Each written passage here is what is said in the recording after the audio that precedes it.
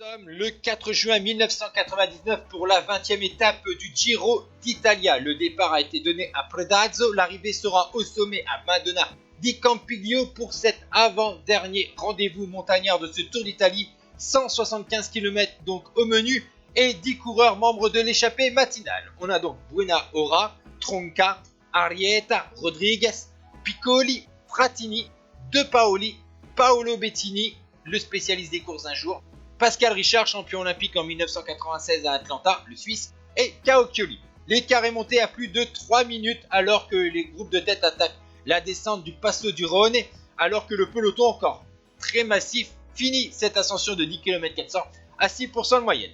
Paolo Bettini a donc fait ensuite la descente, s'est isolé à l'avant de la course avec une petite vingtaine de secondes sur ses 9 compères d'échappée, mais le puncher italien va être pris dans cette longue section en vallée d'environ 10 km, où derrière au sein du peloton, deux équipes emmènent donc maintenant la chasse, un peloton très aligné avec la Vinicaldirola et la Mercatone Uno avec un maillot jaune, avec bien sûr dans le siège de ses équipiers le maillot rose Marco Pantani.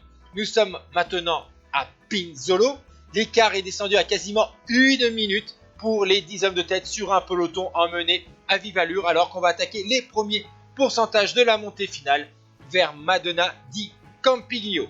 Cette montée finale est de longue de 15 km 500 à 5,9%.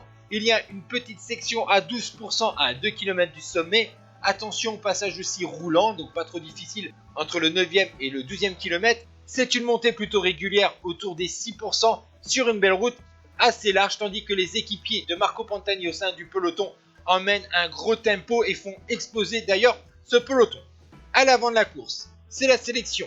On a eu à un moment 5 coureurs à l'avant de la course. Ensuite, va se jouer sur des grappes de 2. Tout d'abord, on a eu Richard et Arrieta. Le Suisse a été lâché et c'est De Paoli qui a rejoint l'Espagnol de la formation Banesto. Tandis que Buena Hora, lui, va plutôt mieux gérer cette ascension. Il ne va pas suivre les différentes accélérations. Tandis qu'au sein du peloton, Marco Pantani, avec son maillot rose, a décidé d'accélérer avec son style particulier. Il va déborder le Buena Hora. Je vous rappelle que Marco Pantani s'est imposé au Gran Sasso d'Italia devant Jiménez, sur la montée finale d'Europa devant Jalabert et Alpe di Pampeago en dominant Savoldelli et Roberto Heras.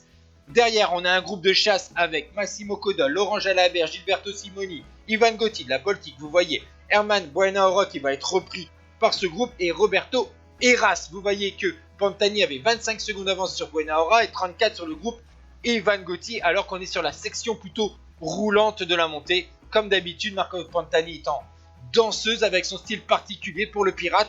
L'écart continue à monter, 43 secondes maintenant sur le groupe Gotti et 1,23 sur le groupe Savoldelli. Et vous voyez que le vainqueur de la dernière édition du Tour d'Italie, il avait réussi d'ailleurs en 98 le doublé Tour de France, Tour d'Italie, et ben Marco Pantani s'impose au sommet à Madonna di Campiglio. Les écarts sont impressionnants, puisque dans le dernier kilomètre, Massimo Codol a tenté sa chance. Il va passer avec quelques mètres d'avance la ligne d'arrivée à 1,07 de Pantani. Il devance Laurent Jalabert, Gilberto Simoni, Ivan Gotti, Herman Buena Hora et Roberto Heras à 1,29. Oscar Kamenzin, De Paoli, Axelsen, etc.